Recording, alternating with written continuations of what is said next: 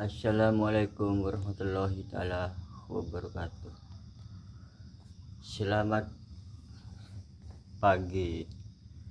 Semoga di hari ini kita diberikan kesehatan dan dijauhkan dari penyakit, dan diusahakan diberikan kemudahan segala urusan. Dan aku minta bantuan yang lagi nonton, yang belum subscribe, aku minta bantuan untuk menyubscribe dan aktifin loncengnya. Dan bagi saudara-saudaraku dimanapun berada yang baru jumpa dengan channel ini, yang udah subscribe, udah support, aku ucapkan terima kasih. Dan aku doakan semua yang nonton, yang baru nonton, yang sudah support, udah subscribe, aku doakan semoga segala urusannya dipermudahkan dan dijauhin dari penyakit, dan diselamatkan dari dunia sampai ke akhirat, dan semoga selamat dari siksa kubur. Ini aku mau menyampaikan kepada semua saudara-saudaraku dimanapun berada. Manusia yang hidup di dunia ini gak pernah ada cukupnya. Kalau masalah uang itu nggak ada cukupnya orang manusia yang ada di dunia ini. Kalau udah jadi orang kaya, mau lebih kaya lagi. Tapi ingat, kekayaan kita itu cuma titipan Allah Subhanahu wa Ta'ala. Dan kekayaan itu harus bisa diperlakukan di kebaikan dan di jalan yang diridhoin Allah. Jangan seenak-enaknya kalau jadi orang kaya lupa sama perintah Allah. Itu jangan. Karena walaupun kita kaya, itu titipan dan Allah Subhanahu wa Ta'ala. Kalau Allah berkehendak 1 detik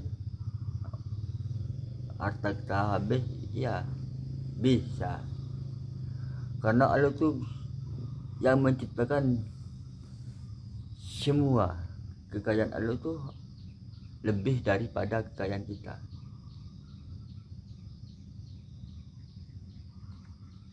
Jadilah ingat sama Allah, sama Sang Pencipta kita. Allah nih yang menciptakan ya alam semesta ini. Tapi kalau ciptaan manusia ya, rumah aja ada tiangnya. Satu rumah paling ada tiang 6. Ya. Tapi kalau Allah menciptakan langit, nggak ada tiangnya. Kenapa nggak bisa roboh? Ya, ini aku mau tanya. Sedangkan Allah menciptakan langit ya, nggak ada tiangnya sama sekali itu. Tapi kan nggak bisa roboh. Kalau perbuatan manusia, kalau buatan manusia ya, rumah aja ada tiangnya paling dikit 6. Tapi itu ya, rumah kalau nggak diperbaikin lagi, kalau udah lama, udah dapat berapa tahun gitu, bisa roboh ya. Tapi kalau Allah yang menciptakan langit itu udah berapa tahun tuh, kan kita nggak tahu berapa tahun, kita nggak tahu, cuman kita lahir ngelihat alam semesta tapi nggak roboh. Ini lagi ya, kayak kumpai itu, kumpai ya. Nah, kumpai itu ya, kalau lama sering dipakai pasti dia ganti kelep. Tahu kumpa kan? Kumpa buat sepeda motor, sepeda. Kalau lama kelamaan tuh pasti ganti kelep. Tapi kalau ciptaan Allah ya nggak bakalan diganti, nggak bakalan rusak, nggak bakalan ya. Contohnya ada itu, anggaplah, tapi aku nggak mau ngomong ya, soalnya ini kalau aku ngomong bisa jorok nanti. Nah, suami istri kan, anggaplah istri tuh apa, ban ya. Nah, terus suami tuh kumpa, kan senjata suami itu kan anggaplah kumpa ya. Dari perkawinan sampai berapa tahun gitu kan, kalau punya anak 5 soalnya, nah itu kelepnya kan nggak diganti kan, ngumpah setiap malam istrinya gitu, tiap minggu, tiap malam Jumat dikumpah, tapi nggak pernah ganti kelep ya. Nah, terus jadi kumpah istrinya tuh, kenapa ya kok bisa jadi ada anaknya, bisa mengandung. Nah itu kuasa Allah. Kalau ban kempes dikumpah masuk akal, karena ban tuh udah masuk dikumpah kan, mas udah bisa nggak kempes. Tapi kalau soal suami istri mengerjakan hubungan intim itu kan nggak masuk akal, tiap hari kumpah, tiap minggu kumpah. Atau ya kan kalau udah jadi istri kan apa, udah halal, mau dikerjain tiap hari kayak mau 1 minggu 1 kali, itu udah halal. Tapi kenapa ya, walaupun tiap hari kita kerjakan itu nggak apa, masih lama yang mau mau kembung perut istri aku. Tapi kenapa kalau kita ngumpah ban ya nggak sampai 1 hari, nggak sampai 1 jam, 10 menit udah kembung. Nah itulah kuasa Allah. Allah maha kuasa. Jadi kalau mengerjakan hubungan intim ya sama istri ya, suami istri itu nggak bakal langsung sekaligus bisa kembung, enggak, paling bertahap lah, 1 bulan 3 bulan. Nah itu tentunya pertama kalinya ya, kalau masih perawan mengandung itu bisa kayaknya memuntah wah gitu kan. Nah itu yang dimuntah ini enggak, padahal ini enggak ada. Nah itulah kuasa Allah.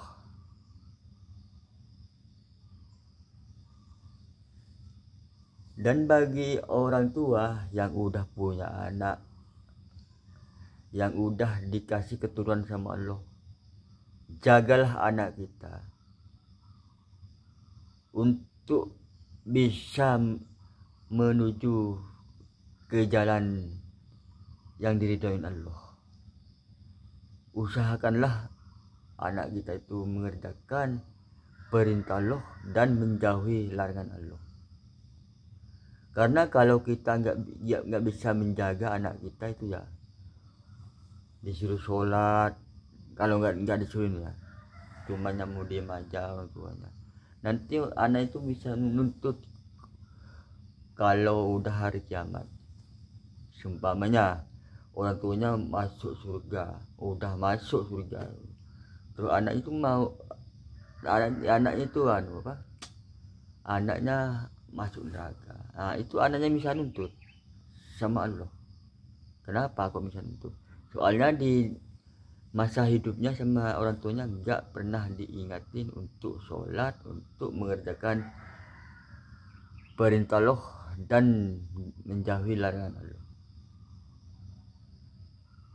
Nah, terus itu anak itu bisa nuntut sama Allah agar orang tuanya bisa masuk neraka juga. Tapi ingatlah, kalau kita punya keturunan yang dikasih Allah, tolong jaga untuk bisa beribadah memperlakukan amal yang baik dan untuk mengerjakan sholat yang 5 waktu. Jagalah anak kita, itu amanah dari Allah yang dikasih Allah sama kita, titipan Allah itu. Jagalah supaya anak kita itu bisa mengerjakan perintah Allah, menjauhi larangan Allah. Dan ini sebaliknya ya, kalau seumpamanya punya anak baru lahir, anggaplah 1 minggu, terus dia meninggal, nah, itu kan masih bayi. Tolong usahakan tiap 1 minggu ya, tiap malam Jumat lah, harus bersiaroh ke kuburan anak kita. Karena anak kita itu bisa suatu saat bisa membantu kita setelah kita pengen masuk neraka ya. Ya kan, kalau masih 1 minggu itu ya kan dosanya nggak terlalu banyak. Kalau masih bayi, masih bersih. Kalau masih bayi itu, anggaplah kalau masih bayi itu pak baju yang baru yang belum pernah dipakai kan masih bersih ya, itu kan masih bersih. Tapi kalau udah dipakai 1 minggu, 1 bulan, pasti ada kotoran yang melekat di baju itu. Walaupun dicuci pasti ada melekat. Tapi kalau masih belum terpakai, gak ada kotoran, masih bersih, kayak itu bayi itu. Jadi yang punya anak matinya umur 1 minggu, setelah dilahirkan 1 minggu mati, tolong baca Yasin setiap satu hari, tiap 1 minggu 1 hari, 1 minggu 1 hari. Malam Jumat tuh harus ngaji di kuburan anaknya, biar anaknya di suatu saat nanti kalau udah hari kiamat bisa menjemput orang tuanya di pintu surga. Tapi sebaliknya, kalau nggak diingatin ya, kalau punya anak mati umur 1 bulan, umur 3 bulan, nggak diingatin, nggak pernah ngaji ke kuburannya, nah itu sebaliknya, anak itu nggak bakal menjemput orang tuanya. Walaupun orang tuanya dia nggak bakal jemput, tapi kalau tiap malam Jumat ngaji di kuburannya anaknya itu ya, insya Allah anak itu akan menjemput di pintu surga agar orang tuanya bisa masuk surga juga. Ayo kita ingat kalau punya keluarga yang mati, apalagi anaknya yang masih kecil. Ayo usahakanlah 1 minggu itu 1 hari pergi ngaji ke kuburan anakmu. Kalau orang tuanya walaupun masih hidup, ayo kita kirim Al-Fatihah. Apalagi udah mati, udah di dalam kubur. Yang diharapkan orang tua kita ya ketika orang tua kita mati itu cuman kiriman Al-Fatihah, cuma kiriman Al-Fatihah dari anaknya, bukan dari siapa-siapa. Cuma yang diharap kiriman Al-Fatihah dari anaknya. Contohnya kalau saudaranya, sepupunya, pamannya yang ngirim Al-Fatihah itu masih lama yang mau nyampe, kayak ini, kayak internet ya, kita internetan ya, walau kita udah mengirim tapi jaringan masih lemot kan, belum nyampe, masih nyantol ke sini, masih nyantol ke sana, ya kan. Kayak itu kalau bukan dari anak kandungnya sendiri. Tapi kalau dari anak kandungnya sendiri cepat nyampe ke orang tua, itu cepat nyampe, yang dikirim Al-Fatihah itu cepat nyampe. Jadi kalau anak itu ya harus berbakti sama orang tua, terutama sama ibunya, karena surga itu ada di bawah telapak kaki ibu.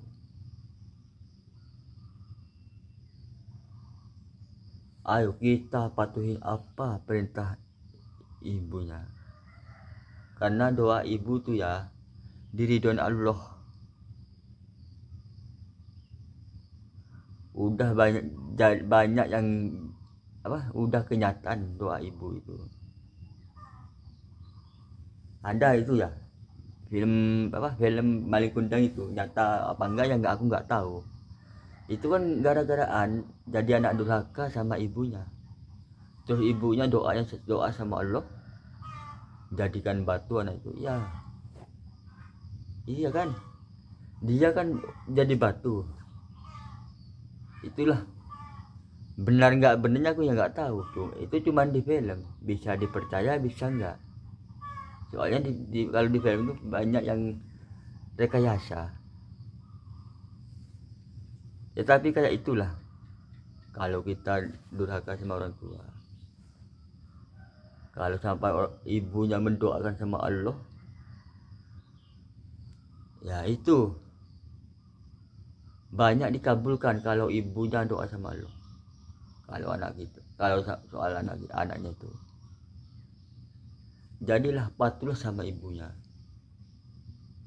Kalau kita patuh sama raja, lebih patuh sama ibunya. Kalau kita cinta sama kekasihnya, sayang sama kekasihnya, lebih cinta sama ibunya, sayangilah ibunya, karena surga itu ada di telapak kaki ibu. Ibu udah berjuang untuk membesarkan kita, ngasih kasih sayang kita, itu udah berusaha. Jadi ayo ingatlah ibu kita, orang tua kita harus diingat. Ya udah dulu ya, soalnya ini durasinya udah mau masuk 20 menit, dan semoga bermanfaat apa yang aku sampaikan bagi saudara-saudaraku sekalian. Dan aku mohon bantuan yang baru nonton dan baru jumpa channel ini, aku mau tolong bantu di subscribe, aktifin loncengnya. Dan sampai di sini dulu, semoga bermanfaat apa yang aku sampaikan, dan selamat berjumpa di konten berikutnya. Assalamualaikum warahmatullahi wabarakatuh.